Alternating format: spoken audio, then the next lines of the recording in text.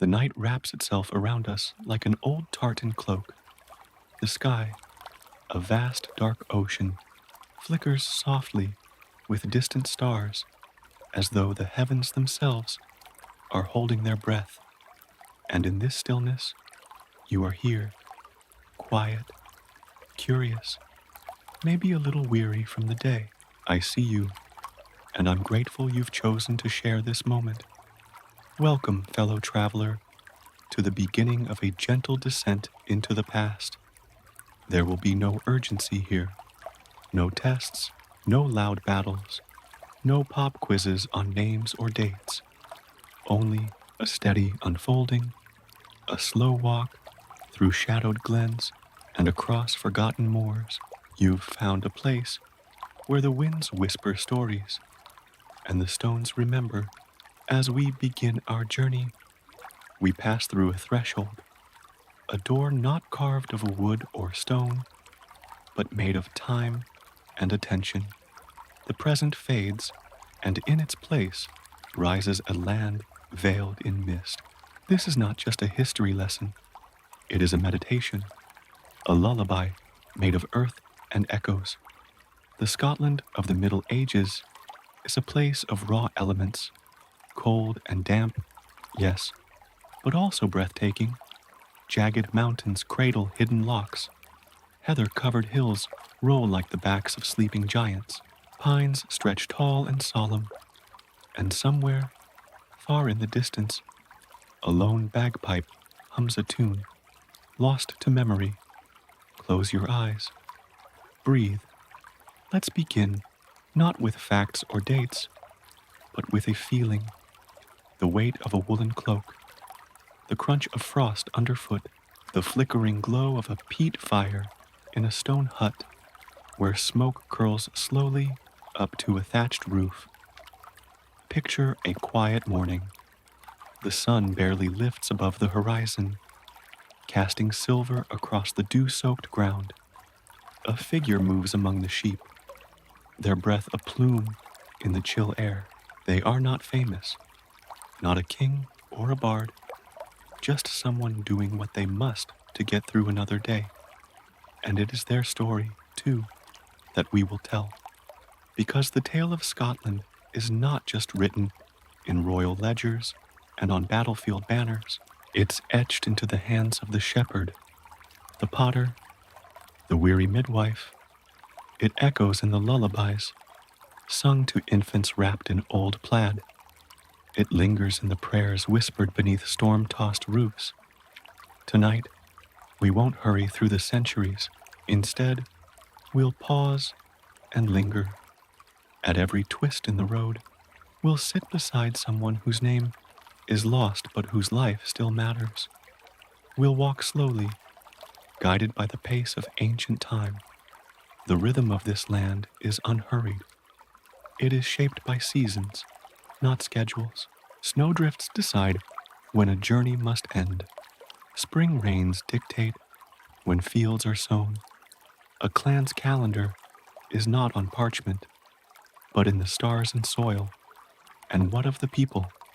What voices will you hear if you listen close? You might hear a mother humming as she grinds oats for the morning meal. A shepherd cursing gently at a stubborn ram. A young child repeating their grandfather's tales of giants and selkies. Their voices were never recorded, their faces never painted, but in the hush of night, we can imagine them. Give them space. Let them live again, if only in the quiet corners of your mind. History, here, is not a drumbeat. It's a heartbeat. Slow, persistent, felt more than heard. There will be drama in our story. Yes, war and betrayal, love and loss. But all of it wrapped in the soft wool of reflection, like a fire burning low, like the hush that falls over a glen at dusk. This journey is not meant to impress, but to comfort, not to jolt, but to soothe. As the world races forward, this is your invitation to look backward, slowly, kindly, with reverence for those who came before. Perhaps you've come seeking rest, or maybe you're looking for a connection to a past that feels more grounded than our present. Whatever brought you here, know that you are welcome. You belong in this circle of listening, of wondering, of remembering. Imagine the ground beneath your feet, thick with moss and damp with the mist of 1,000 forgotten dawns. The land itself holds memory, if only we slow down enough to listen. The wind in the highlands does not rush. It sighs, it calls, and sometimes, if you're still enough, it answers. And so, we begin not with a trumpet, but with a whisper of heather brushing your boots, of old songs carried across lochs, of quiet lives that mattered. Rest easy now. Let the mists take you. Let the story unfold. Before we begin our gentle exploration of this breathtaking land, I'd love to invite you into our quiet community.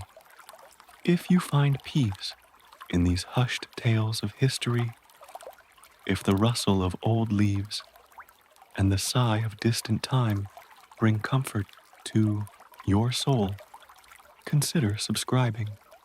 Like the video, share it with someone who needs rest, and let me know in the comments, where are you watching from? What time is it in your part of the world? I'm always amazed by how far these stories travel. Now, breathe in the quiet. Scotland. The very name feels ancient, like the sound of wind over stone, and rightly so. This is a land that has been weathered by time and yet still stands wild and proud. Imagine it with me now, a land sculpted by glaciers and storms, mountains that rise like watchful sentinels, valleys carved by rivers older than memory, forests dense with secrets, moors stretching out under skies that change from blue to slate in the blink of an eye. To the untrained eye, it might seem peaceful, serene, but for centuries, this was a land of brutal realities. The weather itself was an unrelenting foe. Winters that arrived early and left late, rains that soaked the bones, winds that howled through narrow glens like the cries of ancient ghosts. Yet life clung here, fierce and proud, shaped by hardship but never broken. To understand medieval Scotland is to understand resilience. Forget the polished courtly tales of knights in shining armor. Scotland's warriors were forged in peat and granite, their swords not ceremonial, but caked with the mud of their homeland. They fought not for pageantry, but for survival, for clan, for stubborn freedom. At the heart of the brutality was division between Highlander and Lowlander, between Scot and Saxon, between rival clans whose feuds lasted generations. Some days, it was the English who brought the threat. Other days, it was your own neighbor. The land was beautiful, yes, but that beauty was edged with danger. A single ridge might separate kin from sworn enemies.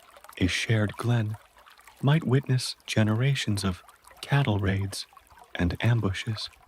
Peace, when it came, was uneasy and short-lived. But even amidst this harshness, life pulsed. There were births and weddings, music and laughter. There was still joy to be found beneath the gray sky. Picture a young woman in a village, her hair braided, her hands stained with berry juice as she prepares for a harvest feast, or a boy learning to string his first bow, not for war, but to bring down a rabbit for his family's stew. These were the quiet moments, that history often overlooks. The people of medieval Scotland endured more than we can imagine today. Famine swept through the land when crops failed. Plague arrived on merchant ships, creeping silently into coastal towns. Entire villages vanished, swallowed by disease or war, or the slow erosion of time. And yet the land remembers. There are places today where the only sign of those lives are stone circles, half buried in moss, or cairns where no one now prays. The wind that blows over them carries the echoes of laughter, of prayer, of the ordinary miracles of survival. This was not a gentle life, but it was deeply human. Every family had its own legacy of loss. Every glen had seen blood, and yet they stayed. They endured. They built homes from stone and thatch, warmed them with peat fires. They carved stories into their language, their songs, their traditions. They passed down not just tools and names, but a sense of place, an unspoken connection to this jagged, weathered earth. So tonight, as you rest, let the story unfold, not in sweeping battles or royal decrees, but in the quiet strength of a people who refused to vanish, who kept living, loving, and working, even when the world gave them every reason not to. Scotland, a land of contrast, of terrible cold and quiet warmth, of deep grief and stubborn joy. Let us walk together slowly through this landscape of history and memory. The mist is lifting, the tale continues. To understand medieval Scotland is to understand the power of the clan. It was more than family, it was identity, shelter, law, faith. It was the beginning and the end of everything. The clan system in the Highlands and beyond was not just a social structure. It was a living network of loyalty, inheritance, and survival. From the lowliest shepherd to the mightiest chief, everyone knew their place within this tapestry of kinship. It gave life purpose, and it could also take it away. Picture it, a small village nestled against the foot of a craggy mountain. Stone cottages huddled together as if bracing against the wind. Each soul in that village belonged to the same clan, each one bound by oaths, blood, and memory. Children grew up hearing the stories, not fairy tales, but clan histories, tales of raids, marriages, betrayals, heroism, of how their ancestors held a glen against a rival clan, or how a grandmother once walked barefoot through snow to carry a message that saved lives. These weren't bedtime stories. They were lessons in duty, resilience, and identity. In the Scottish Highlands, the word clan came from the Gaelic clan, meaning children, and that is how it felt, like being part of a vast, extended family. But this family came with expectations, with a code, with rules that stretched far deeper than mere etiquette. It was honor, etched into every action, every word. At the top stood the clan chief, part patriarch, part warlord, part judge. He was the protector of the people, the steward of their lands, the arbiter of disputes, and the leader in battle. His word was law, but his power was not absolute. He needed the respect of his people. A chief who failed to defend his clan, or who brought shame upon it, could find himself deposed, or worse, beneath him, the taxman, These lesser nobles managed portions of land on the chief's behalf. They acted as intermediaries between the chief and the common folk. They collected rents, led small bands in battle, and ensured the will of the chief was carried out. They were influential, but their power too came with the burden of honor. Then came the warriors, young men raised on stories of vengeance and valor, trained from early boyhood to wield dirk and broadsword, to ride, to track, to fight. Their duty was to defend the clan's land, livestock, and pride. Many would die young, but to die for the clan was the highest honor. Women held vital roles too, though often silenced in official chronicles. Their influence ran deep. They managed households, arranged alliances, passed down oral histories, and healed the wounded. A wise woman could steer a clan's future as surely as any sword. Some served as midwives, herbalists, and even quiet diplomats, soothing feuds before blood was spilled. And at the foundation, the common folk, farmers, herdsmen, weavers, they bore the weight of the clan on their backs. They paid tribute, raised cattle, sowed crops, and when the fiery cross was passed from village to village, they too took up arms. Their contributions often went unrecognized, but without them, the clan could not survive. But it was not all violence. The clan was a community. They celebrated together at Beltane, Samhain, and the harvest. They gathered for weddings with music and dance. They mourned their dead with shared sorrow and ancient rites. Each moment of life was woven into the fabric of the clan's collective soul. The sound of the pipes, the rhythm of the dance, the flavor of bannocks shared around the fire. These things stitched hearts together. Yet this fierce loyalty came with a cost. To wrong a clansman was to wrong the entire clan. A single insult could spark a feud that would span generations. Cattle stolen, land disputed, a marriage refused. These were not small matters. They were sparks to powder kegs.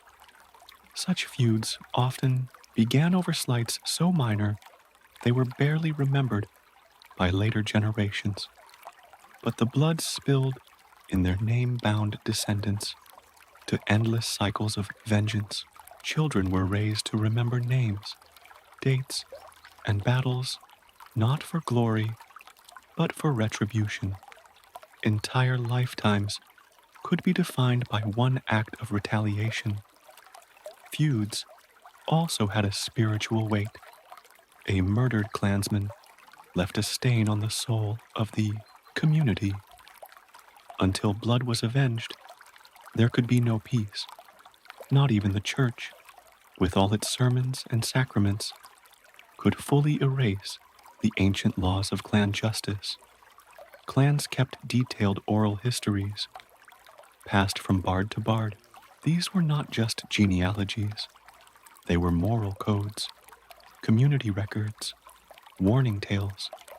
The bard's harp might play sweet melodies, but his words could rekindle pride or shame. Every clan had its sacred symbols, a crest, a motto, a tartan woven in patterns of identity. Each was a visual declaration of belonging, and yet these were more than decoration. They were rallying points.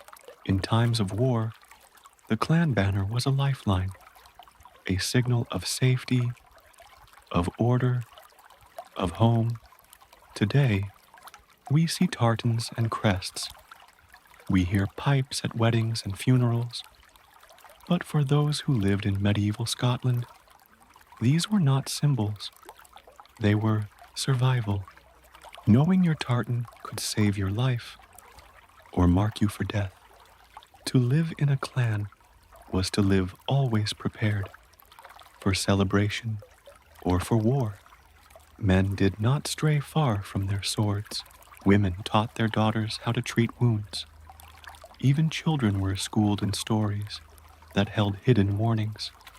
Everyone had a role to play, and everyone knew what was at stake. Yet for all its dangers, the clan system gave something rare and precious, a sense of belonging. In a world where kingdoms rose and fell, where weather destroyed harvests and plague swept through towns, the clan was a constant, a name, a lineage, a story you belonged to. There was pride, too, in skill, in courage, in lineage. A young man might not own a single coin, but if he could trace his blood back 10 generations to a hero of the glen, his name carried weight, and the land itself was sacred. Each stone, each loch, each path held memories. A battlefield was not just history. It was a place to kneel and remember, to vow, to weep. Ancestors were buried under cairns, marked with symbols only the clan could read.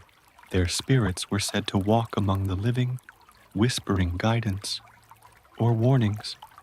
Tonight, as you rest, imagine that you, too, are wrapped in the tartan of a clan, that you live in a stone cottage, your family close, the fire warm, and the stories of your ancestors just a whisper away. You know your place in the world. You are not alone. This is the legacy of the clans. Blood and belonging, fear and comfort, conflict and kinship. Let it settle around you now, like mist, like memory, like home. They had no castles, no titles. Their names are absent from most scrolls and records. And yet, it was their hands that built medieval Scotland, their breath that warmed the soil, their footsteps that wore the paths we now call history. These were the common folk, peasant families, laborers, shepherds, women at the hearth, children in the fields. They woke before the sun every day, not because they chose to, but because life demanded it. The cockerel's crow was not just a signal of morning, it was the start of survival. Imagine the chill of a Scottish dawn, mist crawling low across the moors, dew soaking through worn leather shoes. A man bends over in a barley field, hands already numb from cold, planting with the same rhythm passed down from his father and his father before him. Most peasants were bonded to land, either as tenants to a local lord or to a clan chief. Their rent wasn't coins, but labor, days plowing, harvesting, repairing stone walls. For many, personal freedom was a luxury beyond imagination. Their lives were measured not in years, but in harvests. A good one meant bread through winter, a bad one meant hunger, or worse. Their homes were low, one-room structures made of timber or rough stones, packed with moss and daub to keep out the wind. The roofs were thatched. Smoke from the peat fire curled upward through holes or makeshift chimneys. Inside, families slept side by side, often with their animals for warmth. Cows, chickens, even a goat might share the floor. Privacy was a foreign concept, but so was loneliness. They didn't think of themselves as poor. They had no one else. to compare to. Their measures of success were practical: a full store of oats, a healthy calf born in spring, no deaths during the last winter. These were victories. Their food was simple.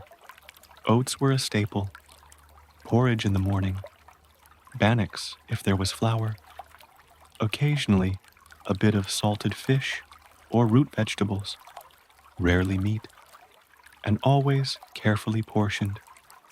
Every scrap mattered. Hunger was an old companion, always lurking. Food preservation was both science and art. Salt, smoke, cold cellars, and clever storage made the difference between survival and starvation. In autumn, whole families worked together, salting fish, hanging meat, drying herbs, and wrapping root vegetables in straw. But life wasn't only hardship. There was joy, hidden in the corners, tucked in between the labor. Weddings were times of dancing, of music, of laughter. Feasts, even if modest, broke the long monotony of toil. Children played with bone dice, carved dolls, and small wooden animals. Songs were sung to chase the dark away. And stories, oh, the stories, told by candlelight, they carried generations. Stories were more than entertainment. They were education, history, morality, warnings. A tale of a wayward lad eaten by the sea taught obedience. A tale of a clever girl outwitting a spirit encouraged wit and boldness. Every tale had a purpose. Women carried much of the weight. They ran the home, cared for the children, prepared food, spun wool, mended clothes, tended gardens, and often assisted with planting and harvest. They were healers too, mixing herbs and prayers to treat wounds, fevers, and childbirth. Herbal knowledge, passed from mother to daughter, could be life-saving. Elderflower for fevers, yarrow for bleeding, comfrey for broken bones. These women, though often unnamed, were the first line of defense against death. Illness came often. Medicine was rudimentary. Sometimes a prayer was all one had, other times poultices and broths, and the blessing of a village wise woman. Death came early and often, yet still they endured. They learned to live with grief without letting it harden them. Their faith was central. The village church, simple and unadorned, was a beacon, not just of worship, but of community. It hosted baptisms, weddings, festivals. The church calendar was their rhythm, shaping when they fasted, when they feasted, and when they rested. Sundays were sacred, not always restful, but holy. People wore their best tunics, gathered to hear sermons, and shared gossip outside the chapel. Religious holidays were breaks in the labor, marked by candles, bells, and bread. Even in the hardest winters, with snow piling against the doors and food running low, they found ways to hold each other, to survive, to remember. Some lit candles in windows for travelers, others shared broth with neighbors. Always, there was the knowledge that they faced life together. Music lived in every community. Lutes, fiddles, flutes, often handmade, accompanied every feast and fire. The melodies weren't just notes. They were bridges across sorrow and silence.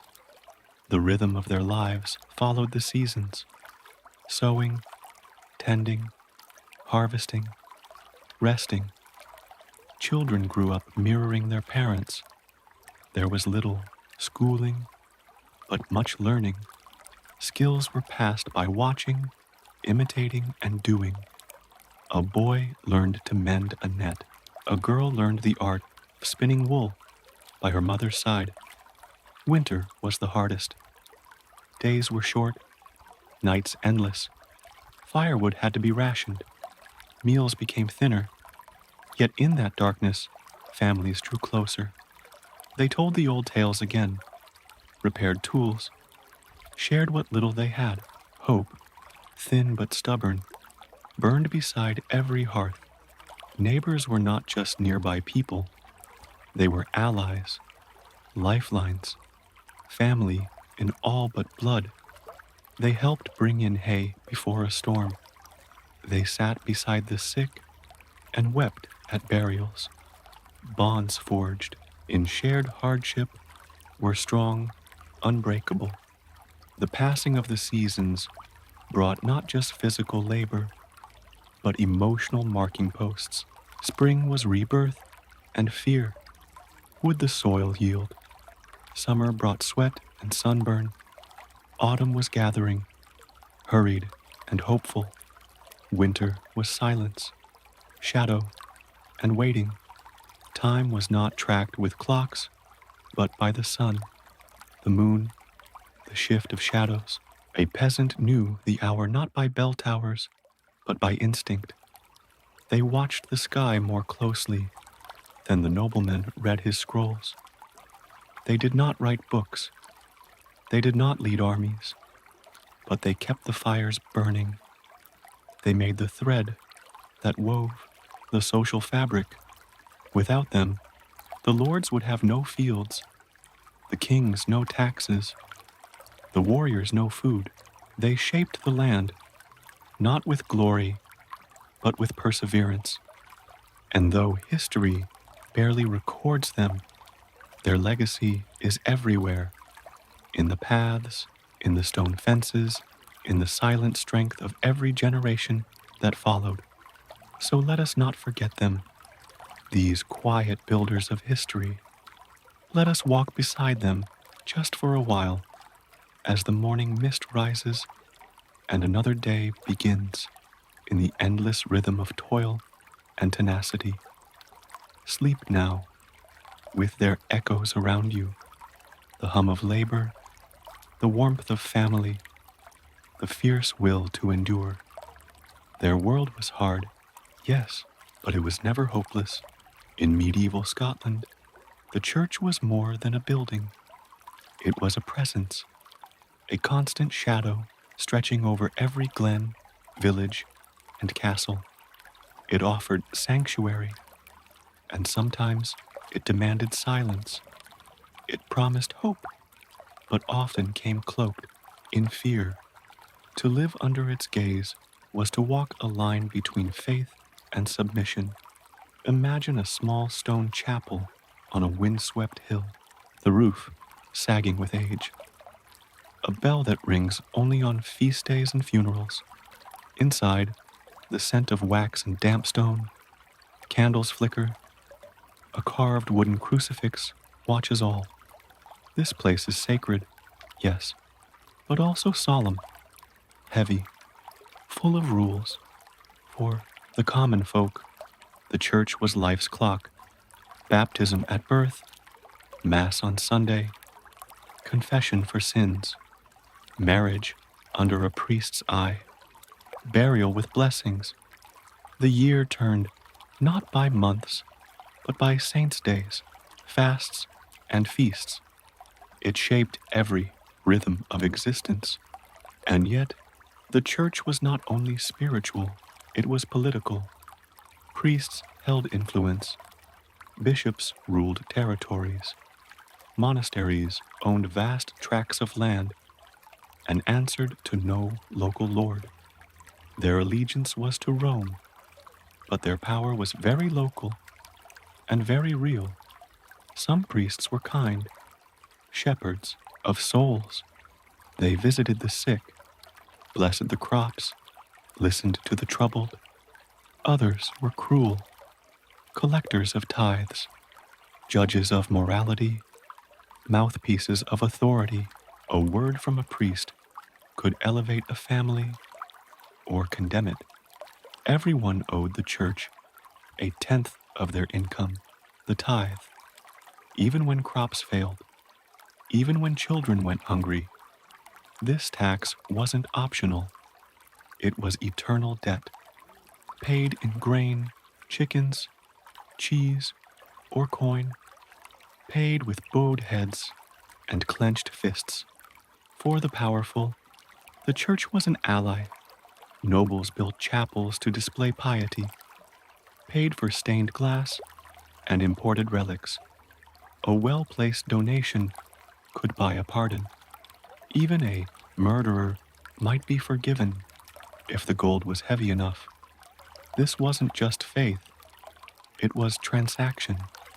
But for the common soul, it was different. Faith was felt in simpler ways. A whispered prayer during childbirth, a wooden cross above the door, a hymn hummed in the dark. They did not debate theology. They clung to belief like a raft in stormy seas. The monasteries stood apart, remote, silent, cloaked in stone walls and vows. There, monks copied texts by candlelight, tended herbs, baked bread. They healed the sick, taught the young sheltered travelers. But they also wielded influence. They chose what was preserved, what was erased. They shaped memory, and sometimes they used fear, hellfire sermons, excommunication, public penance. A woman accused of immodesty might be paraded through town. A man who skipped mass could be refused burial in hallowed ground. Control was maintained not only through love, but through dread. The church dictated law and morality. Adultery, heresy, sorcery, even unapproved marriages were punished. People lived under a doctrine that taught suffering was holy and that questioning was sin. Books were scarce. Scripture was in Latin, locked away from the people. Still, they came. They filled pews. They lit candles, not just because they had to, but because they believed in something greater, in hope, in forgiveness, in salvation. They saw miracles in every sunrise, angels in dreams, signs in the shape of clouds. The world was not a machine. It was enchanted. The church explained that enchantment, gave it form, structure, meaning. Church bells marked time. Crosses marked land. Holy wells and saints' bones became places of pilgrimage. People walked for days to touch relics, to ask for healing.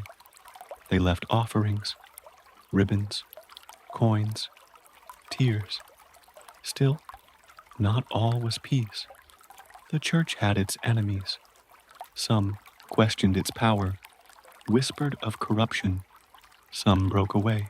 Others were silenced, burned, labeled heretics. Witchcraft trials, though less common in early medieval Scotland than in later centuries, still emerged from religious fear. A healer who used herbs, a woman with knowledge passed through generations.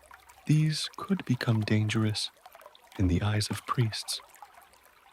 But even among harshness, there was comfort, a psalm sung in sorrow, a baptism in icy water, a child sleeping beneath a cross-shaped charm.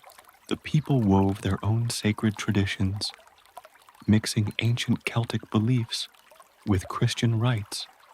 In some glens, old stones bore markings of both Christian crosses and pagan spirals. The saints adopted by the church were once gods.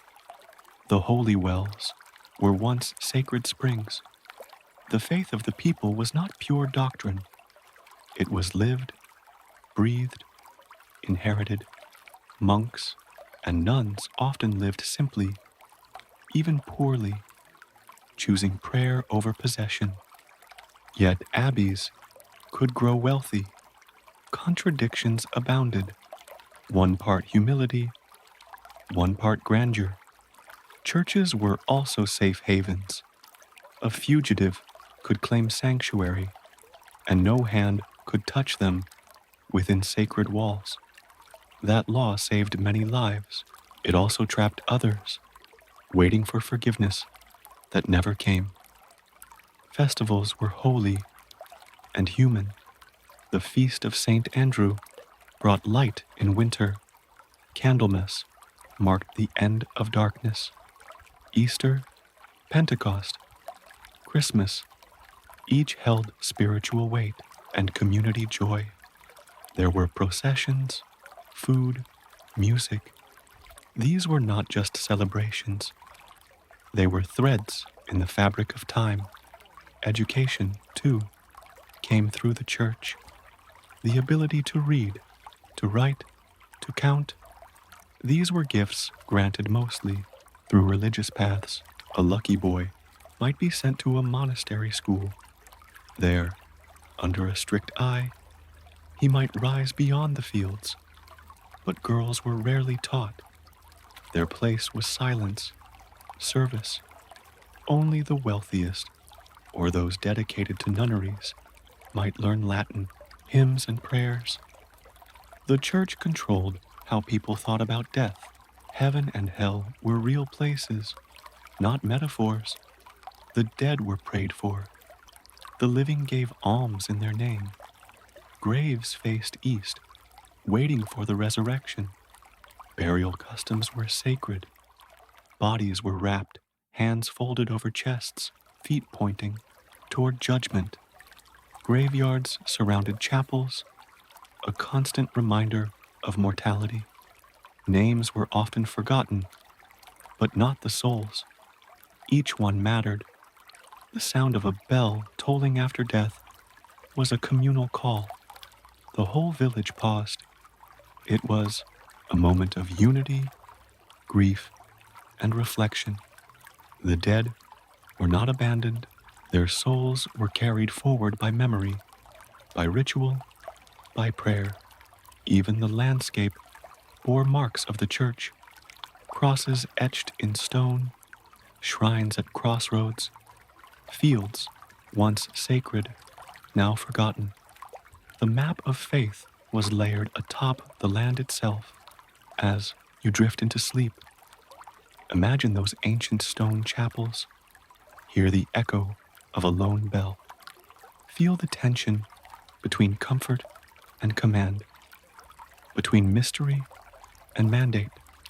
The church shaped medieval Scotland, not only its faith, but its fears, its rhythms, its stories, its silences. And we walk now, slowly, beneath its long shadow. They were forged in fire and sharpened by frost. The warriors of medieval Scotland did not live by words, but by oaths. Their loyalty was measured in scars, and their courage in the silence after a charge. In a land of clans, of blood feuds, of shifting kings and foreign threats, the warrior was both blade and shield, honor-bound, relentless, and feared. He was not a soldier in the modern sense. There was no standing army, no uniform. He fought for his kin, his land, his chief. One day, he might defend his village from raiders. The next, ride into a neighboring glen to settle a score. He knew no rest, only readiness. From a young age, boys were trained for combat, not in academies, but in the fields and forests. They learned to track deer, to notch arrows, to wield the short sword and the dirk. Their games were not games. They were rehearsals. They sparred with sticks, raced barefoot across rock and stream, climbed trees not for fun, but to see like a scout. Childhood was preparation. The Highland warrior's weapon was not just his blade, it was his body. He learned endurance through labor, strength through toil, to carry peat for hours, to haul stone for shelter, to run uphill in sleet. This was training. His muscles bore the memory of generations who fought before him. He dressed in layers, plaid for warmth, wool for protection. His belt held a dirk, his side a targe, a round shield, and if he could afford it, a claymore, the long broadsword that became a symbol of Highland ferocity. Each piece was a story, a legacy. Battle was chaos, a clash of screams and steel. There were no rules, no choreography, only instinct and fury. Clans fought in tight groups, led by their chief or tacksmen. They shouted war cries that echoed through the hills. Names, curses, vows. To stand in the shield wall was to surrender to fate. To rush forward, face painted in woad or smeared in ash, was to become more than a man. It was to become part of a storm. Warriors knew their enemies personally. Often, feuds lasted generations. A grudge held by a grandfather might be settled by his grandson's sword. Blood called to blood. These weren't anonymous battles. They were personal, intimate, tragic. Yet the warrior's life was not all battle. He had duties: to guard the cattle, to train the young, to settle disputes. Warriors were often judges in clan matters, for they understood consequence. They knew the price of blood. There was honor in restraint, to avoid war when possible, to keep one's word, to respect the fallen. Many warriors wept over enemies they were forced to kill. Death was never light, even for those born to bring it. Poets sang of them. Women blessed them before battle. Children dreamed of their return, but they themselves rarely dreamed. Sleep was shallow. Every sound a warning. Every night could be their last. Their minds bore scars too. The loss of brothers, the sight of burnt homesteads, the screams that lingered. There was no word for trauma, but they carried it nonetheless. Still, they danced.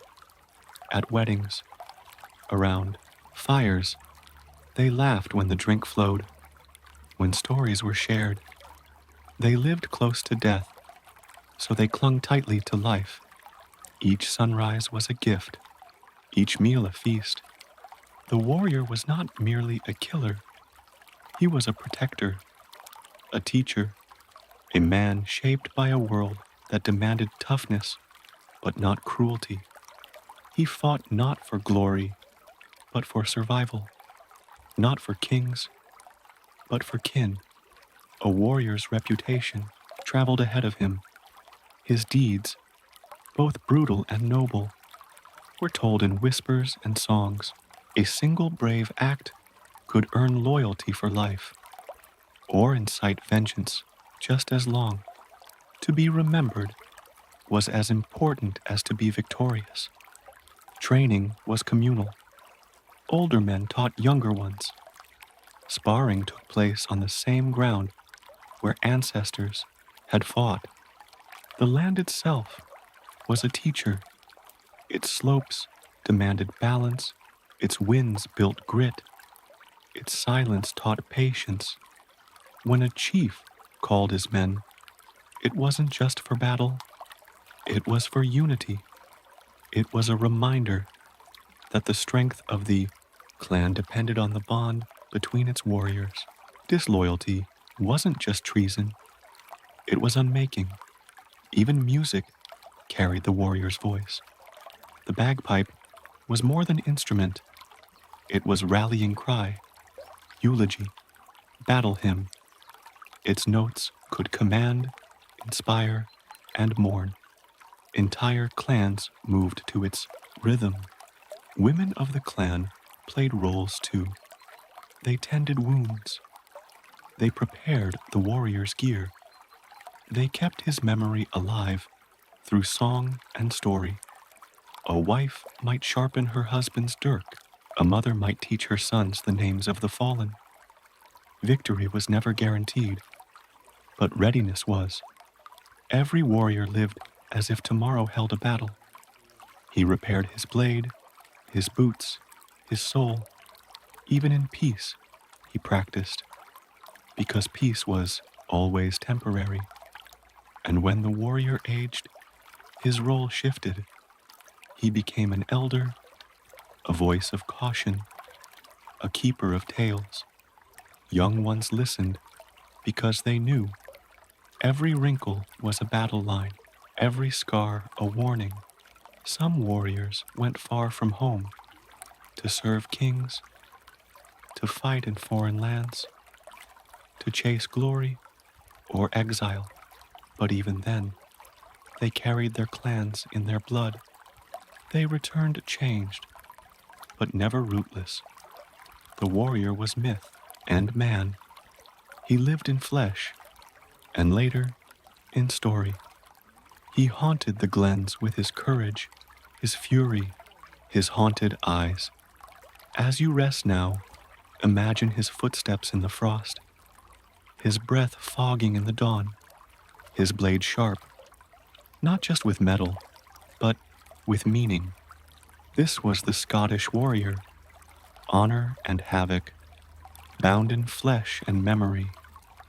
It rose from the earth like the spine of the land itself, stark, immovable, cold.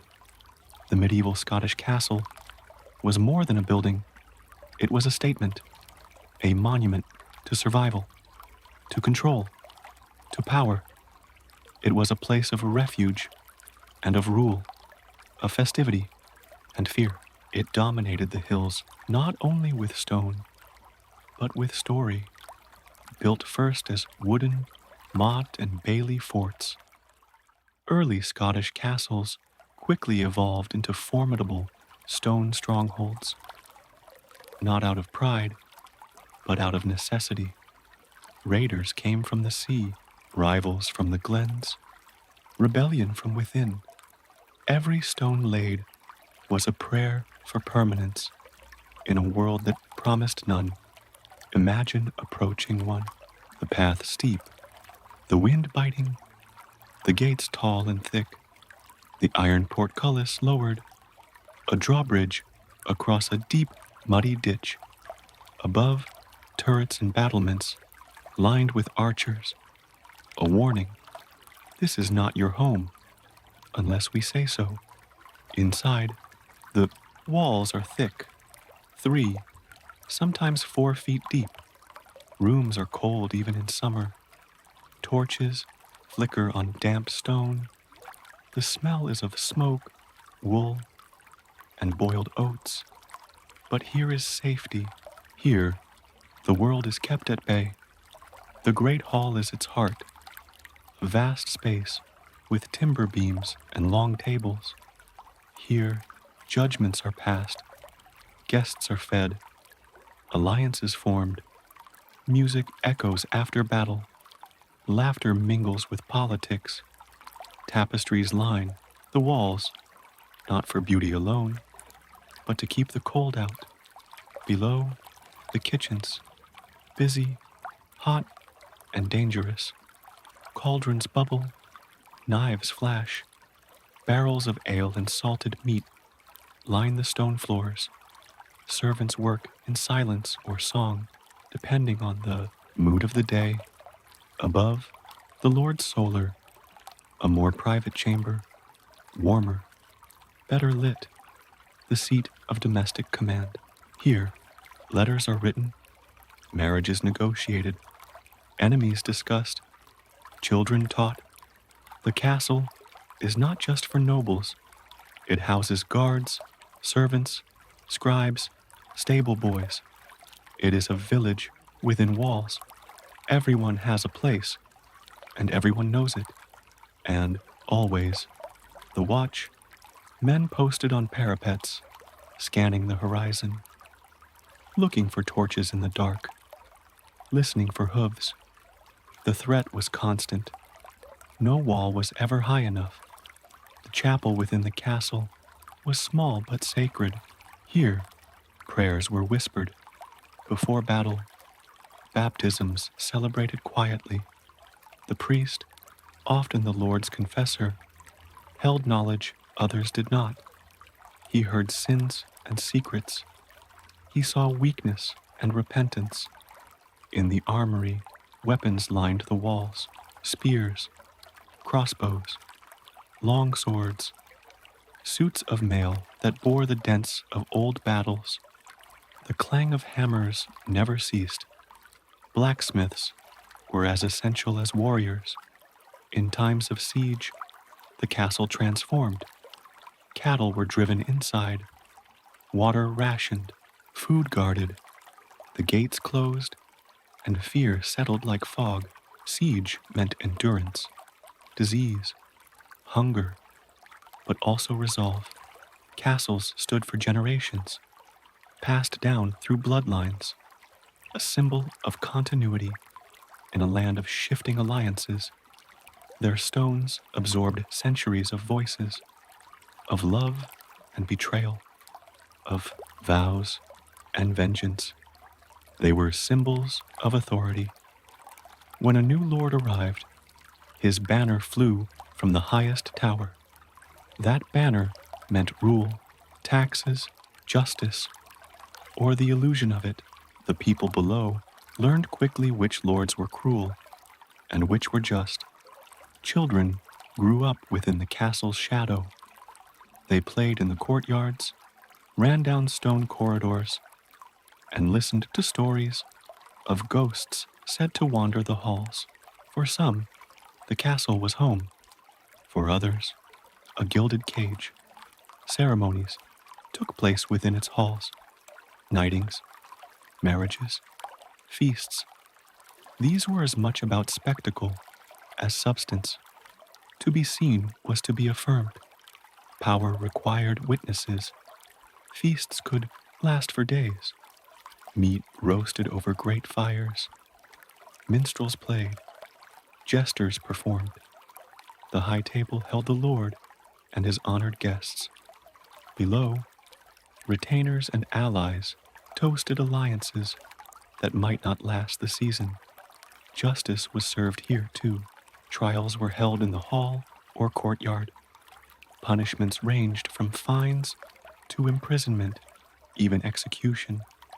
The castle was law embodied in stone, a sword raised above the people. Yet, despite its might, every castle had vulnerabilities. A forgotten postern gate, a dry well, the loyalty of its garrison. Many were taken by surprise or betrayal. None were truly invincible. Architects learned to innovate. Murder holes, angled walls, concentric defenses. Every stone had a purpose. Every design a lesson learned in blood. Even in peace, the castle never slept. Guards changed shifts. Couriers arrived with news. Lanterns burned late into the night. War might pause, but the threat of war never did. Over time, as gunpowder grew in use, the castle's reign declined. Cannons made thick walls less secure. Warfare changed, and yet the castles remained, as relics, as reminders, as anchors of memory. Now, centuries later, we walk their ruins, touchstones worn smooth by hands long gone. Listen to wind where once there was shouting, and wonder what stories the walls would tell. If they could speak, as you drift toward sleep, see it now, rising through mist, casting shadows across moor and memory. The castle, stone and symbol, protector and prison, The past made permanent in rock.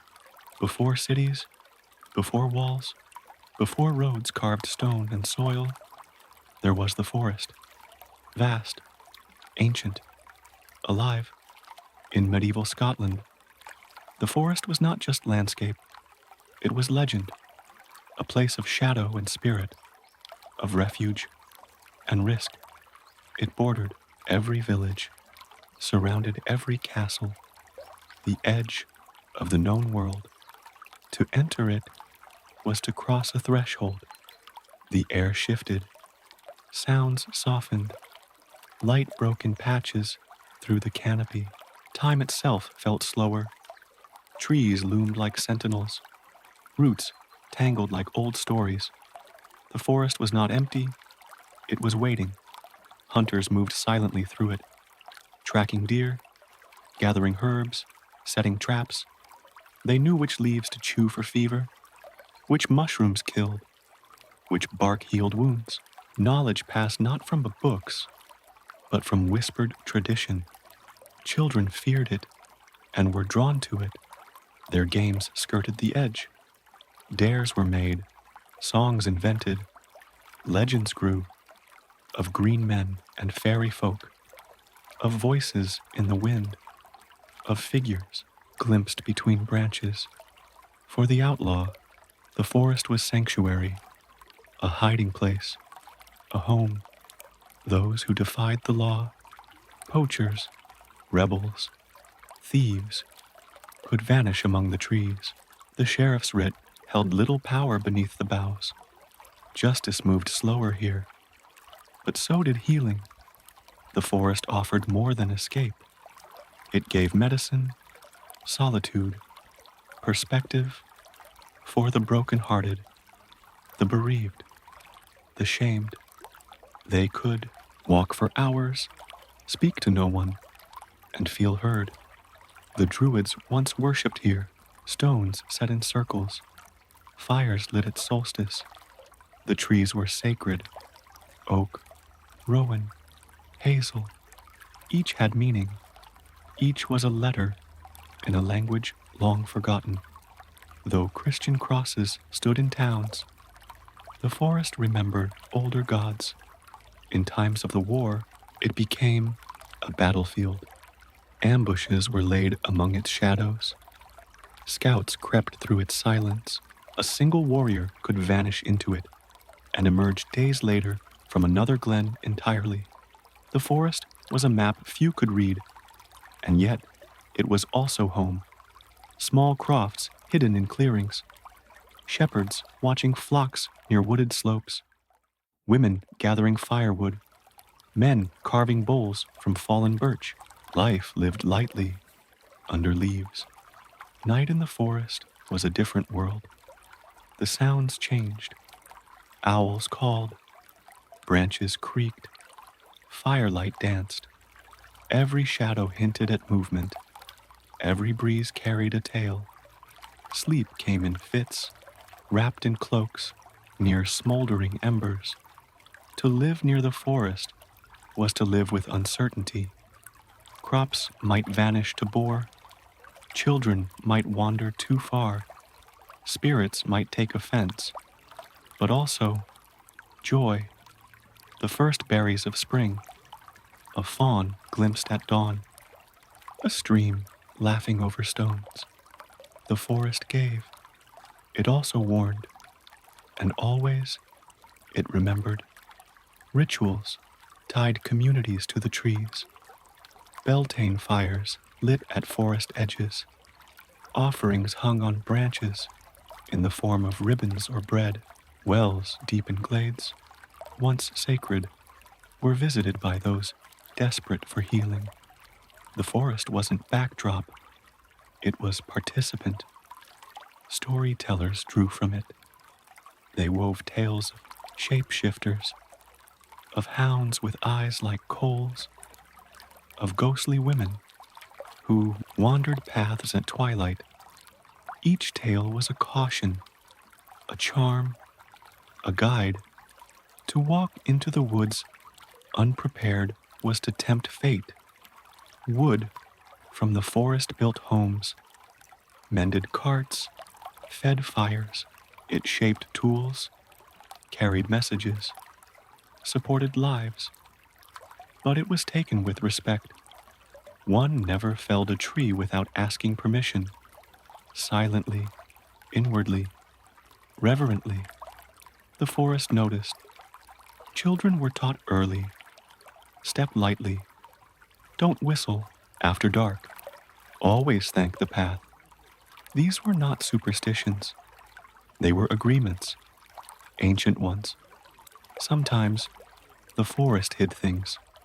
Ancient stones, forgotten altars, the ruins of old settlements, moss-covered clues to older lives. They hinted at civilizations that came and vanished, swallowed by time and ivy. In winter, the forest tightened, snow muted every sound. Footprints lingered. The cold bit deeper beneath the trees. And yet, the forest held. Animals dug in. People huddled. Fires crackled louder. It was a season of waiting. By spring, it erupted.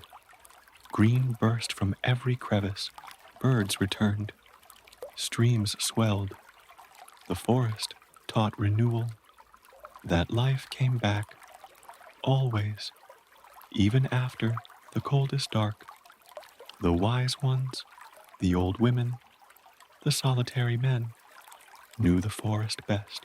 They spoke of its moods, predicted its storms. Their huts sat near the tree line, half in this world, half in another. Wolves once roamed there. So did wildcats. Dangerous, yes, but part of the balance. Their presence kept fear alive, and fear taught respect. The forest changed people. They entered anxious, left slower, softer. Its hush was a balm. Its paths confused and humbled. No one owned it. No one fully understood it. It witnessed history, but did not keep it. Battles passed beneath its canopy. Lovers met, secrets buried. It held them all, silently, indifferently. It did not need to remember. It simply was. Some trees grew so old, people named them, sat with them, sang to them, asked them for guidance. These trees were not furniture, they were elders. And when the forest took back what had been cleared, when paths disappeared, when walls crumbled beneath moss, it felt like justice, like nature, restoring a balance too often ignored. It held time differently. A fallen log might lie for decades, changing slowly, becoming home to insects, fungi, roots, death and rebirth intertwined. Even today, the forest calls to something ancient in us, a yearning for silence, for mystery, for something older than kingdoms, more patient than men. Now imagine its breath, the rhythm of wind through pine, the whisper of leaves sharing news, the crunch beneath boots. You're not alone here, but you're not unwelcome.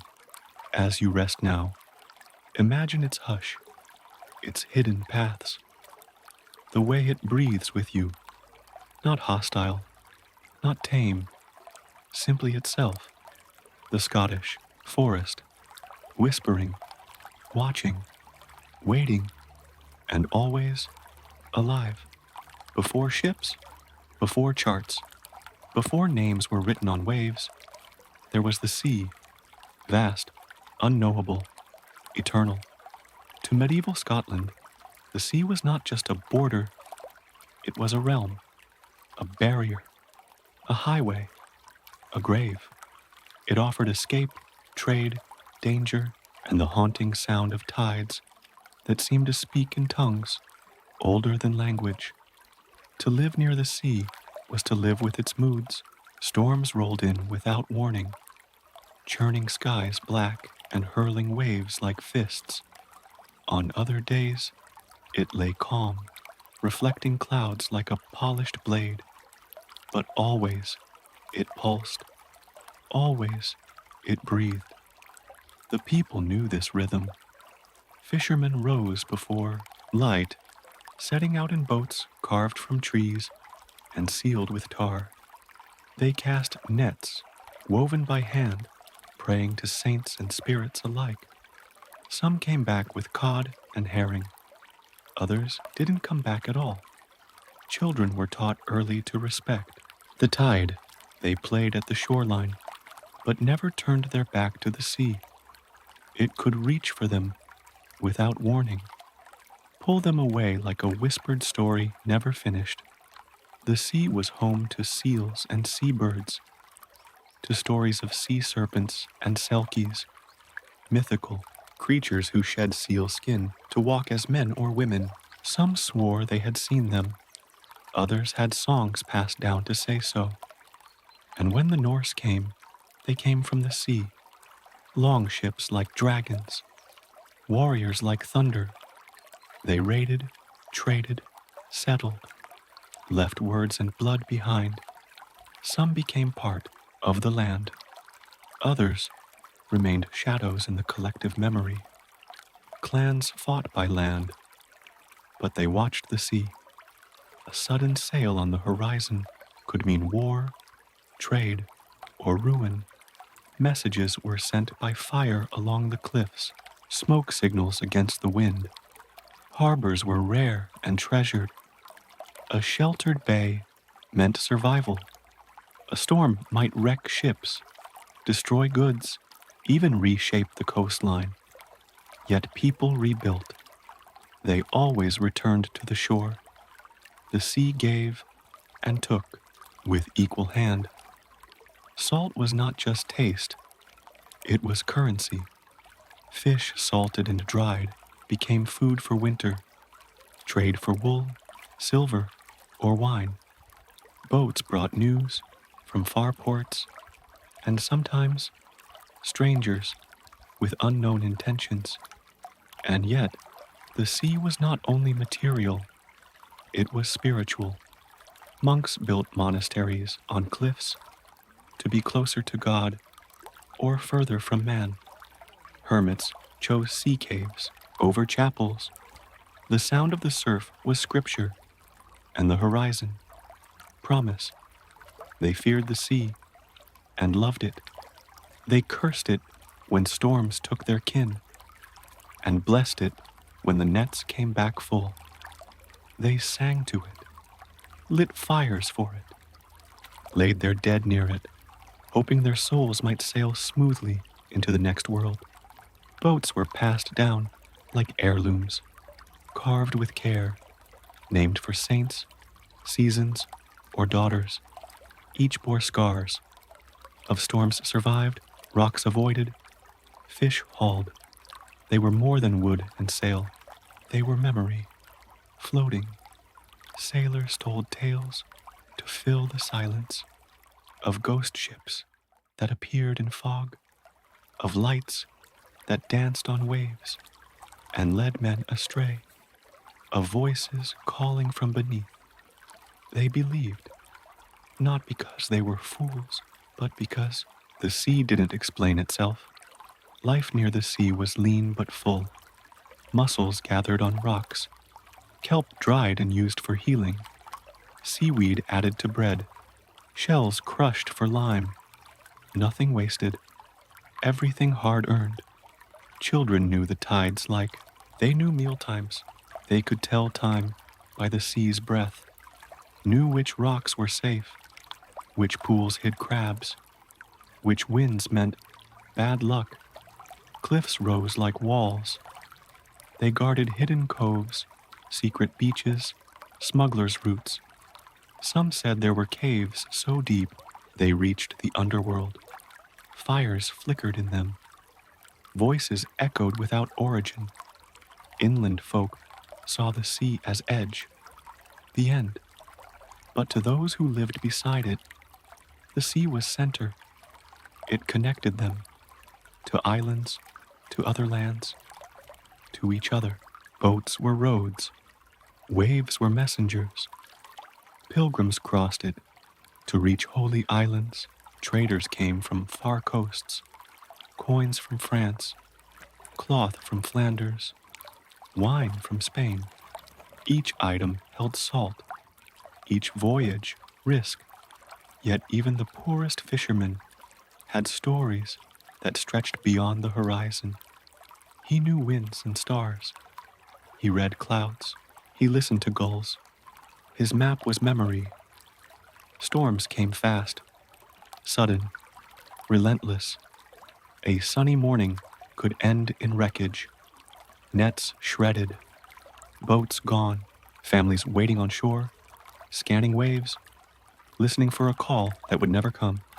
But still, they went back out. Because the sea was not a choice. It was a lifeline, a hunger, a promise. The sea shaped their speech, their gait, their prayers. They swayed like masts even on land, their skin salted, their dreams fluid.